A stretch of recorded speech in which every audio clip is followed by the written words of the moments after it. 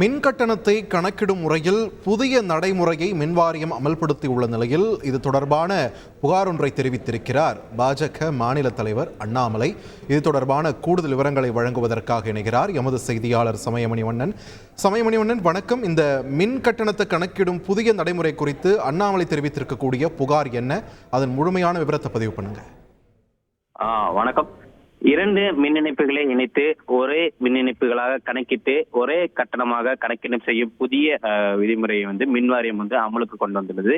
இந்த நடைமுறையில் உள்ள தெளிவின்மை காரணமாக மக்கள் பாதிக்கப்படுவார்கள் என்கிற புகாரை பாஜக மாநில தலைவர் அண்ணாமலை தனது எக்ஸ் தளத்தின் வாயிலாக தெரிவித்துள்ளார்.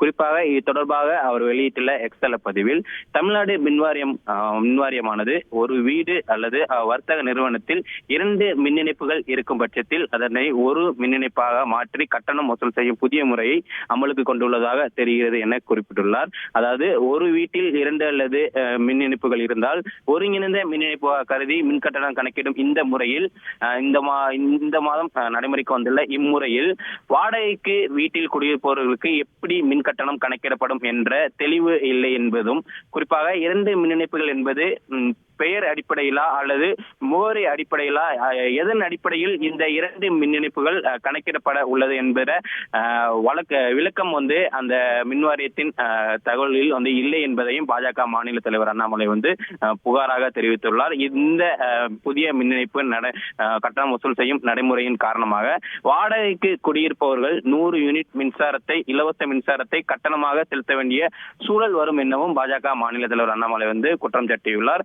மாதந்தோறும் மின் கட்டணம் கணக்கிடப்படும் என திமுக தேர்தல் அறிக்கையில் குறிப்பிட்டுள்ளவாறு 3 ஆண்டுகள் ஆட்சிக்கு 3 ஆண்டுகளாகியும் இந்த மாதந்தோறும் மின் கட்டணம் கணக்கீடு முறையை திமுக தற்போது வரை அமல்படுத்தவில்லை எனவும், 2 மாதங்களுக்கு ஒரு முறை மின் கட்டணம் கணக்கிடப்படுவதால் ஏற்கனவே பொதுமக்கள் 50% அதிகமாக மின் கட்டணத்தை செலுத்திக் கொண்டிருப்பதாகவும் அவர் தனது எக்ஸ்தல பதிவில் குறிப்பிட்டுள்ளார். அதன் காரணமாக மின்கட்டண உயர்வுக்கு உள்ளாக நேரிடும் என பாஜக மாநில தலைவர் குற்றம் சாட்டியுள்ளதோடு, இந்த புதிய நடைமுறையின் காரணமாக உள்ள தெளிவின்மை காரணமாக மக்கள் பாதிக்கப்படுவார்கள் எனவும், இந்த தெளிவின்மையை விளக்குவது அரசின் கடமை எனவும் பாஜக மாநில தலைவர் அண்ணாமலை வலியுறுத்தியுள்ளார்.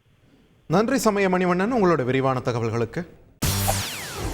செய்திகளை உடனுக்குடன் தெரிந்து கொள்ள உடனே சப்ஸ்கிரைப் பண்ணுங்க.